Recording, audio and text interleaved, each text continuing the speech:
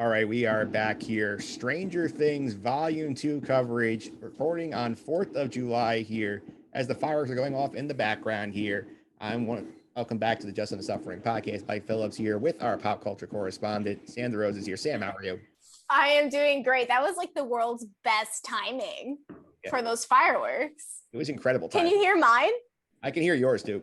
That's so crazy. Yeah. What a good 4th of July, especially because I associate Stranger Things a little bit with the 4th of July. I mean, season 3 basically was 4th of July. Exactly. Yeah. Yeah, and now we're here again. I had the Christmas lights going, got the fireworks going, got 2 of the 4 seasons covered basically in terms of content here. Well, you have more seasons than I do. Yeah, so I planned ahead on the lights. I could not call it the fireworks, but that happened to work out very well. A happy mistake. Yeah, absolutely. And before we dive into the general stuff on Volume 2, let's answer one important question here. The question obviously is, are you with Argyle that pineapple on pizza is incredible? See, this is where everyone's going to hate me as a true Italian. I actually like pineapple on pizza because I like the salty sweet combination together. And I really could care less if people hate it because it's good. And also a lot of like Latin people like pineapple on their pizza, according to all of my knowledge, transcribing the Yankees spring training footage. So a lot of Yankees like pineapple on their pizza. Yeah, well, I feel like for me, it depends on like if the pineapple is good, I'm okay. Cause like I've experienced with bad pineapple on pizza. Well, and it has to be the appropriate size. It can't be like those like really thick chunks. And it's just like, you're just eating like really thick pieces of pineapple. They have to be like a good size pineapple. So like it needs to be like more like diced. Yes, I totally agree with that one.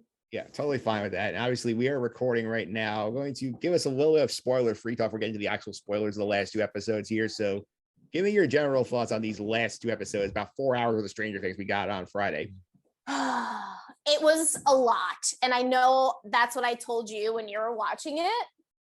Yep. It was a lot. It was a lot of like information, action, knowledge, just everything at you all at once. So a lot is what I would sum up as Volume 2. I'm not saying it was a bad thing. I'm not necessarily saying it was an amazing thing, but it was just an information overload.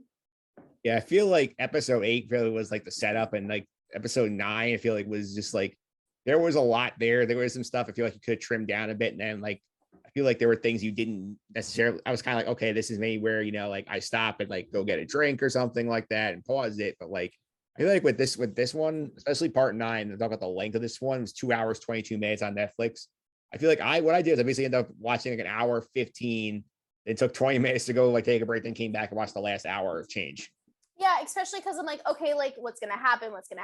And then you got like all this action happening, and I literally had paused to see how much time I had left, and there was another 40 minutes left. Yeah. And I'm like, what the hell are they doing now? Like, what else is there? Yeah. So it was an interesting pacing. There has to be a reason why they did that. But the jump ahead for 2 days felt like very lazy writing, unless it's there to serve a purpose for season 5. That basically serves the epilogue. That's the way I basically looked at it, is to come down from the intense action we had. Yeah, I would like to think for the spoilers out there, the not spoilers, but like the guesses what's going to happen in season 5, that I feel like that's going to play like the in between 2 days might play like a big thing in the first couple episodes of season 5. But then again, what do I know? Everything's speculation. Yeah, in terms of the actual length of this, though, do you feel like it needed the 2 hours and 22 minutes? I feel like there was definitely some things that could have been shortened. I'm saying like 2 hours probably would have been fine. Yeah. But I feel like it had to be lengthy. Yeah. But I didn't think it had to be that lengthy. I wonder if there's a way you can like sort of like split it and doing the two episodes and have it be 10 parts instead of 9. That's also nice. I like even numbers anyway. Yeah, because for me, it was like, okay, like there was some stuff I liked. I did think it was weird to be watching an episode of television that's longer than several blockbuster movies from the summer. So yeah, like I said, I feel like that's a whole Duffer Brothers specific thing, you know? Yeah, I'm sure Netflix basically told them and said, hey, like, you do you. Like, we're good with whatever you want to do. Yeah, especially because they're paying all that money. Yep, absolutely. Let's now get into some of the spoilers here because I don't want to wait any longer on the big plot points here. So, all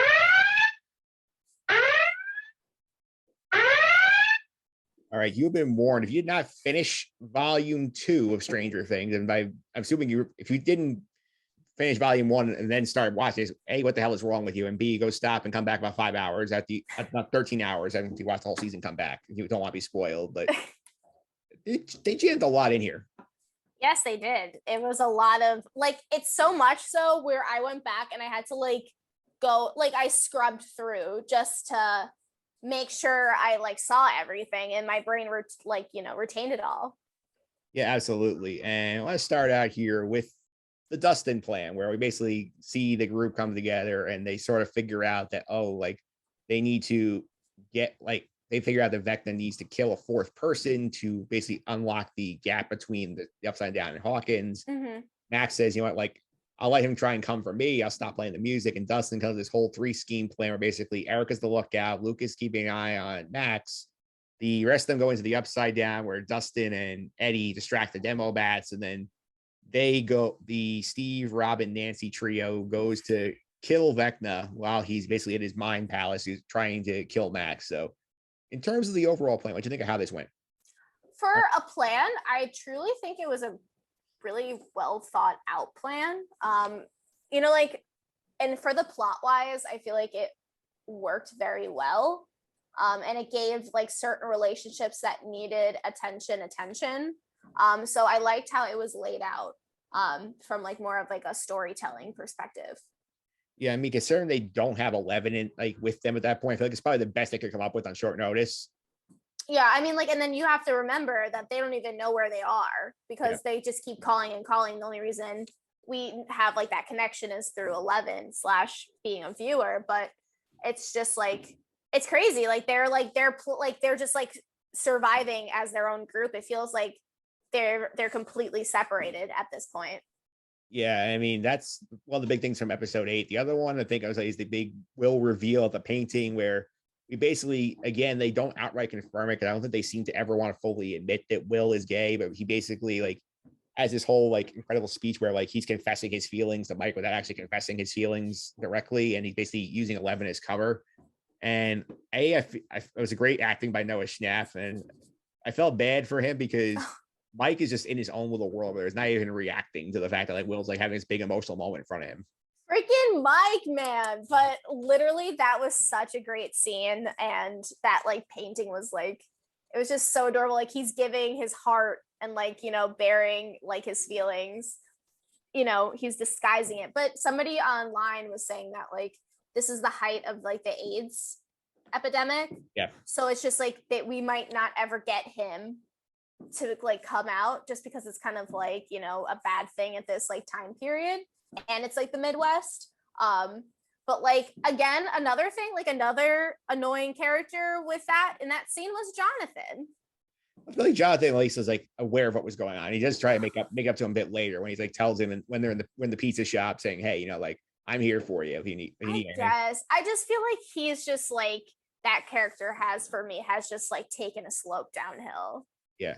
I also did think the fun part of that storyline from the episode is like I guess this is a little bit of episode 9 as well, is like when Argyle's the brilliant idea to go to the franchise surfer dude pizza shop, and then like he's basically bargaining with the other like Argyle dude from that store. This is saying, like, hey man, like we use your freezer and your salt to send her like on this mission to kill another psychic dude from starting a war. And I love that the cashier there basically bought all that, said, I can't help you, I have to go meet my buddy at Taco Bell. Yeah. That was very funny. Like it was just so like out of sorts. And like that's the thing what I like about Argyle is like you're in this like very specific like feeling, and then he's just like, haha. And I know he's there for like a comedic relief, but it's just really funny. I think it does. I think it worked out very well here. And I do think that was one of the big things from the episode 8. And also it was a lot of time in the Nina bunker with Brenner and Owens and 11. And we do finally get this big confrontation between Brenner and 11. And 11 basically called him out. They say like, you were a terrible father. You did all these horrible things to us. Brenner does actually die finally. He gets shot when the army comes in. The sniper takes him out. And I did think it was great that like when he goes, he basically tries to like get like some sort of like acknowledgement of 11. 11 doesn't give it to him because like the character did not earn that in terms of his actions. No, that was a very like that whole thing, that whole, I want to go, you can't go, like locks her in, says like, whatever, but like, and then he hits her with the syringe to like knock her out.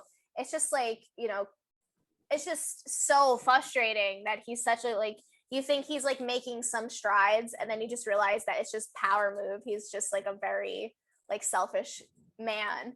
And then when, I mean, his last act basically was, releasing her from that collar. Yeah. But like, and then he's just like, oh, stay with me. But like the fact that she, picked up and left was like, so it was such like a big learning and like, breakout thing for 11. Yeah, absolutely. And I mean, we see at the end of the episode, we see like sort of her going through her powers here. I do want to sort of loop the Russia storyline in here because I'm going to talk about all in one shot because this by far the weakest part of this finale. 100% like felt like you could have lopped like at least like 10 minutes off of this and we would have been like a much like leaner, cleaner finale. Yeah, and it wasn't even like there was an insane amount of like Joyce and Hopper. It was just like, I know that there's other characters involved, but it just seemed like so long. I totally agree. Yeah, I mean, I'm looking at it right now in terms of what's going on here with the plot here. I mean, we basically have like, first of all, before I get into this reference, like how far into Obi-Wan Kenobi did you get? Did you finish the show? Did you? Yeah, I finished the whole thing. Like when we see Hopper in the prison and we see him go through the vault with all the Demogorgons and Stacy, like this is basically the exact same scene as Obi-Wan Kenobi episode 4 when he finds the Jedi in the tomb. Like they're all the same like maroon liquid, except they get out. I mean, we do get one fun payoff where we see Murray using the flamethrower and we see like Hopper beheaded Demogorgon with a sword, which is fun. But like, and it was just made no sense that we basically just took the adults off the board for the entire season, and then the justification was like, oh, we can kill these Demogorgons, it'll distract whatever they're dealing with in the main storyline. And like, okay, this is a little tangential. I felt like we could have done better with Hopper and Joyce and Murray in the season. I understand. I don't know. I don't like to nitpick because like I could never create something this awesome, but like the fact that they escape prison and then they go back into the prison, I'm just like what purpose did that truly serve besides getting the helicopter? You know what I mean? From like Yuri, but like, you know what I mean? It's just like very frustrating the way it was handled. It was really like odd the way they did the storyline. I mean, if you think about it, like we do get the epilogue at the end where Hopper shows up and he's basically reunited with 11. Like Joyce has not seen her kids in 6 episodes. It's just like, I don't know. And then Joyce seemed a little more goofy this season than like in previous seasons. Like more, I don't know. It's just like there's so much more severity for this season, and it felt like they let her, let the character become a little more lighthearted. And I'm just like, what are you just like immune to all this now that you're in Soviet Russia? Like, I guess crazy. It is pretty crazy. I mean, I did have fun with again Murray. Like I was not standing there trying to get Yuri like involved in this thing. I didn't like his character as a whole. I feel like he's one of the worst characters of the season here. But like, I did think like we spent too much time on this storyline. I feel like you said we talked about it at the beginning like several points in our volume 1 card. Like, oh, Hopper's gonna be out of Russia in 4 episodes. Oh, Hopper's gonna be out of Russia at the end of volume 1.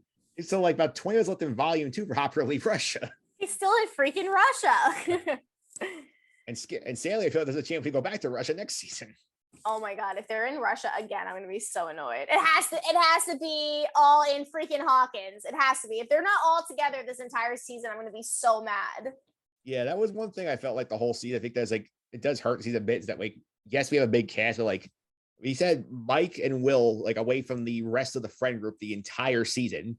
Yes. 11 was like basically in a bunker with Brenner and Owens for like 2/3 of the season. Oh yeah. I mean, like hers at least made a little more sense. And the fact that they couldn't like, okay, I get it. Like she needed to use her like, powers. But Yeah. like the fact that they couldn't get to freaking Hawkins, I was like, this is the 80s. There has to be like more flights and stuff, you know? Yeah. And you think back to like, especially with Dustin, how like last season he was sort of off in the Steve, Robin, Erica quartet, like the whole Yeah. season. Like it's been basically 2 seasons since he and Mike have really shared a ton of scenes together. Yeah, now that you put it like that, like Dustin and Mike, I feel like haven't even really shared any kind of scene together except for like what the first episode, Yeah, I mean when they did the Hellfire D&D campaign, Club. yeah, they did the D&D campaign. That was the only real time we see them in the first episode. Yeah, it's like feels like they're like pushing that friendship aside completely. Absolutely does here. And we also get, I think, a lot of good Vecna info here. And were you ready for the reveal that basically Vecna created what the Mind Flayer is now? I wasn't surprised because like it kind of felt like it's a very natural flowing act, you know what I mean? So I was just like, okay. I wasn't very like, wow, you know, it was kind of like, all right, that makes sense. Yeah, I did like it though, where I does sort of flip the assertion that Dustin has all season. Oh, like the Mind Flayer is in charge and Becca's his top general, whereas he found out, oh no, Vecna is in here. He created the Mind, like he basically organized the Mind Flayer to do what he does. And he's letting that perception sort of like crowd the kids judge. I think it's fun. Yeah, no, I agree with that. Yeah. I think that was definitely a fun reveal. And we did have a lot of fun interactions between Vecna and 11 when she basically has the idea like, oh, I'm going to piggyback on Max's plan. I'm going to just basically like hop into whatever mind thought she's doing and ambush Vecna there. I thought that was great strategy on her part. And yeah. I like that. I don't know if you felt this. I think I texted this. I don't know if you felt this also. I felt like this whole back half gave you like major Empire Strikes Back vibes. Yes, you've mentioned that too, and I'm like sitting there because I watched it before you finished, and I was like, that's like right on the head, like right on the nose. Yeah. Like I was like, oh, yeah, it really is. Like, yeah. The thing that made stick out to me, especially 11's story arc in these 2 episodes, is like where she decides she wants to go back, and Brenner basically being like the dark version, like you're not ready, you have to like continue your training in order to master your skills to go back and fight them. And then like we see like she like wins but at a cost, where like at the end of the episode, I mean like she's not able to prevent Max from like dying for a little bit, and that opens up the floodgates for all the chaos that's going to come. Oh my god, no, that's a very good comparison, and I haven't even heard any of those comparisons online either. Yeah, I stole it from a podcast I was listening to about episode part 8. They were talking a lot about the Empire Strikes Back. I was like, oh, I could see it. Yeah. Yeah, and we do also get here something I think that a lot of people saw coming that I was not a big fan. I mean, this is a move that Stranger Things loves to do, is that they give you a side character, make you love them, and they kill them. And we did that with Eddie here. And Eddie, the good build on the character moment here where he's basically, you know, talking about how he's not going to run away anymore. He sends like Dustin back through the upside down portal to protect him, leaves the demo bats out to buy more time, gets killed by the demo bats here. I do think like great death for him. We love the character, but like I do feel like a little bit misled by them where they basically said, oh, you have so many deaths in this volume too, and we lose. There's technically 5, like they said, though. The 4 kids. Yeah. And Eddie. Yeah, I mean, they said solidly too specifically. I mean, we got him, we got Brenner, we got the Jason ripped in half by the fault line of the monster. It's really yeah, I forgot about freaking that guy. I hate him. And Max dies for about 10 seconds where 11 like revives her. Yeah. But interesting enough, the Duffer Brothers said that demo bats can't kill. So like, I don't know if you've been on any theories or anything, but like there's a theory that Eddie's not dead, and like that 2-day like thing, like, you know, is like, you know, they hide him because he's still wanted for murder, and there's just so many things out there that's like all speculation. But like the Duffer Brothers said, like, and then and then Joe Quinn is still confirmed for season 5. I mean, that's always like a thing that people do for production, but very interesting. I did read an interview with the actor. Basically, he said he's dead. The Duffer said he's dead also. So I'm going to take their word for it. I don't think they're going to lie to us. I know, but then why did they say like the demo bats can't kill anybody? Well, I think they just said that because they explained why Steve didn't die. I assume he just died of blood loss. God. How much did you love his scene though? It was great. I mean, I loved when he was on top of the roof from the trail, the upside down, playing Master of Puppets. That was great. Yeah. Did you know that he played that live? I did not know he played that live. That's pretty cool. So like I don't know the whole story, but he played it live, and I know the actor was saying that this was like the first like live music event like since the pandemic. So everybody was like jamming out and stuff. And I was like, that's so cool. Like, yeah, it was a great choice of song too. The lyrics worked perfectly for what they were doing.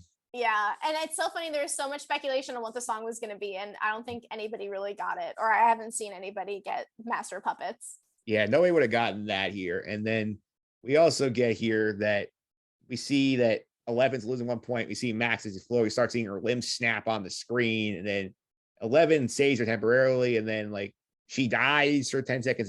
That's when the fault line opens up here.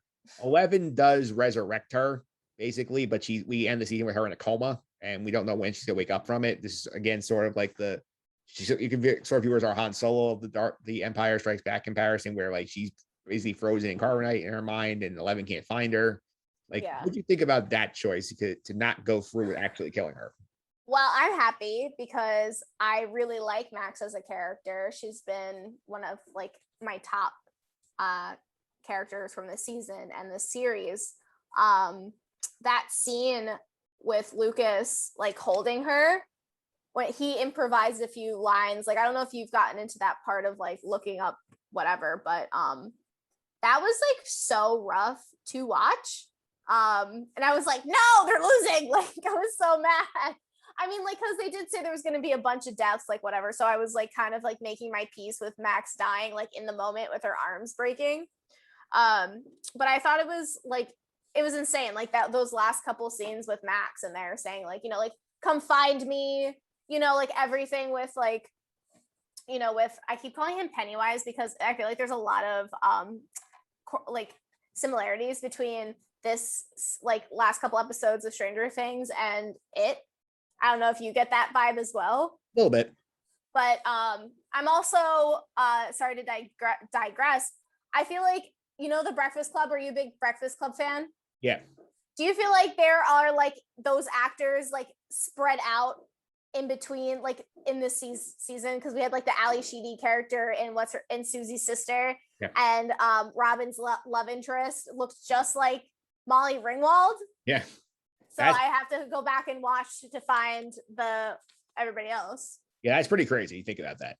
Yeah, that's like what popped in my head. I almost forgot to bring that up with you, but I really hope that she's not brain dead. Yeah, I don't think she's brain dead. I feel like she's gonna wake up at some point in season 5.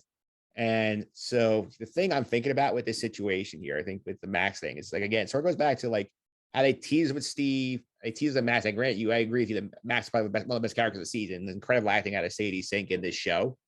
The thing I'm frustrated with here is that like we basically tease it out twice now, and I get that they love their main cast and they don't want to really move off from any of them. But I think in terms of story impact, if we did lose her here, it would have really, really upped the stakes for that final season. But I think I get why they don't want to like part with her. That's true, unless they're going to part with her in season 5. You know, there's no future stuff after season 5, I would think. So I would assume that like everybody's going to be like on the table. Yeah. And my thing is, like you said, there's going to be a time jump. Yeah. So I'm really interested of like what's going to be going on from that. My guess would be they're going to end up being like seniors in high school when we see them again. That's my guess on the time jump. Yeah. But do you think it's going to be everything's going to be almost engulfed into the upside down? I have no idea, because that leaves it so wide open what they could do here. I know. I'm sorry. I'm asking questions I know you don't have the answer to. I don't have the answer to, but I have so many questions. It's definitely worth speculation here, because I do think in terms of this, I mean, we do get all this stuff kind of coalescing here. We do see that 11 brings her back to life, but the damage is basically done. We have a big like catastrophic earthquake with there's a gate upside down and basically opening all over the place, and you have this big fault line. A lot of people are dying, and we see that we get the epilogue of 2 days later, and everybody's sort of leaving Hawkins when Argyle and the Surford pizza van show up. And I did think it was nicer to see a bunch of these like ran through lines, so I get like touched on here. I thought my favorite thing here was obviously I think Robin like finally getting to talk to Vicky was great. Yeah, that was so cute. And how cute was Steve, like so happy for her. Like he's like there like folding clothes, and he's like yeah. And we finally get our first interaction of the season between Jonathan and Nancy because they finally meet up again. And like I said, the whole season setting up like Steve. I do think that was another reason they didn't kill Steve Ross. They wanted to leave that tension of the final season. Like, oh, who is Nancy gonna pick? Yeah, I feel like they'll probably have like a love triangle thing again. I think they set that up very well. So I see what Steve is actually opening his heart to Nancy, saying, "Oh, like I always had this dream about like taking the RV trip with 6 kids and like." Oh, so cute. It Yeah. was so awesome. I like the fact that Steve has just come so far, just makes me so happy. Yeah, and like you could tell, like it was weighing on like Nancy. That he basically said, like like you were always in the picture for this, and like I like was not ready for you like at the time, and sort of like evolve, like making the mistake, sort of maybe realize like I met you now, I thought we'd be better off. Like that was all weighing very heavily on her. Yeah, and then also, how sick was Nancy with her sawed-off shotgun? That was great. I She's love it. just like coming in like Yeah. blowing like bullets everywhere. I was like, Jesus Christ! Like she was like, take no prisoners. She looked so angry. Yeah, The actress did an amazing job. Yeah, I love when she was sawing it off in the previous episode. I forget if she was Erica or Robin, and then she was I think whoever was asking her, it's like, isn't this illegal? It's like, yeah, it's probably a felony, and she's just finishes sawing the gun off. Yeah, but think about why she was sawing off the shotgun, because what's his stupid face grabbed it. Yeah, Jason. Yeah, so when she was, I think she was sitting with Max, and when she did that, but like she was like, she learned a lesson. Like she's Nancy. What I love about Nancy is she's like the smartest. I think she's the smartest character like on this show. Yeah. Like she's just like, she just handles everything herself. Like she's just awesome. Yeah, absolutely. I do think the other stuff here is that, as you mentioned, we got the reunions with the characters who were in Russia and California meeting up with the Hawkins crew. That was great. We see Lucas waiting at Max's bed at the hospital, reading to her. Like that one hit me in the feels too. That broke my heart. The part that really broke my heart was when like she was like on there and he's like, Erica, go get help, like all that stuff. I was like, what the hell? This is so depressing. Yeah. It was very depressing, and I do think that we left a lot of these characters in interesting places here, especially like at the end where we get that tremendous shot of just like I forget it's Hopper and Joyce. I think Jonathan and Will and Mike Jonathan, Nancy, Will, and Mike, and 11. They're all looking at the chasms in the earth with the particles in the upside down, basically snowing on the scene there, and there. I'm like, that's a great tease. I was. Happy. It is. And did you catch the small detail? Which small detail? So 11, you see 11 stand up, her nose is bleeding. Yep. Did you see Will's nose was bleeding? I did not catch that. Yeah. And so what does that mean? Again, I know you don't have the answers, but what does it mean? They definitely hinting at him having a big role, especially when he's the one who basically tells Mike, like, oh, Vecna's not dead. Like, we didn't kill him. Like, I could sense he's still alive. And I thought that was another good choice they made not to kill Vecna, because like Jamie Campbell Bower is probably the most intriguing villain the show has had. Yeah. So it's nice to know that they're going to have one more round with him in the next season. Because he's like, your classic like villain. Yeah. Like everything else they faced in the past couple episodes, it was just monsters. And now they're facing like, the villain of the Upside Down. Yeah. And like, he is menacing when he's really like in his motion, in his what do you call there? He's like really getting down to, he's like toying with his food. It's like really terrifying. Yeah, which is another weird thing too. Again, I'm sorry I'm coming at you with all these like, what if? Because people are saying, what if he never let Nancy go and that was just him showing everything? Like, it's just people are so creative with their thoughts on what's going to happen, what happened in it too. It's like, so crazy. I'm overwhelmed, Mike. I'm overwhelmed with information of what ifs. Yeah, absolutely. And in terms of what we could be looking at for season 5 here, I mean, we're probably gonna wait at least 2 years before we get the final season of this show. I wouldn't be surprised to get volumes again, so they can sort of get some out to people before then. So, like, there's a time jump coming. What else do you think we're gonna see here?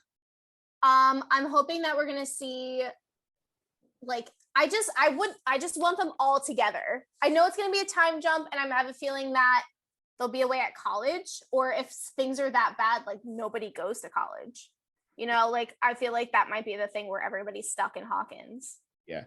I do want to see the group come together again. I do want to see sort of like get some of these people like back together here. And I want to see like Vecna really sort of like bring like as many like sort of like, bring as big of an army together as you can possibly. I know the military's been involved in the seasons. I want to gonna actually trust 11 at this point, and maybe Dr. Owen still being alive would help with that. But see some sort of epic battle between like 11, maybe like the random sisters we saw in the one season 2 episode we never heard from. Maybe they're back. Yeah, I can skip her. I want Will to destroy Vecna because Vecna took Will. Yeah. So like, you know what I mean? They brought him into the Upside Down. So like, I want Will to like destroy him because what was it? Like the first scene where they're playing D&D and he like shakes the dice and he's like, you know, the dice was wrong. Like, I can't lie. You know what I mean? Like he was so honest and stuff. And I just want him to just like, I feel like that's going to have something to play into season 5 with his character. Yeah, absolutely. Here. If that makes any sense. I know that's like my brain is just overwhelmed with like ideas and thoughts. So I totally get it. Because I mean, Noah Schnapp's also one of the probably best actors in the kid group they have. So it'd be good to see him get more responsibility in the story. Yeah, and he's a local kid here too for our New York. Yeah. Oh, that's a good shout out to Noah Schnapp there as well. And I think in terms of this season, if you want to grade it compared to like the other season, where in the power rankings it fall of the seasons? I'd like to say with acting and everything like that happened more towards the top, more of like a number 1 spot.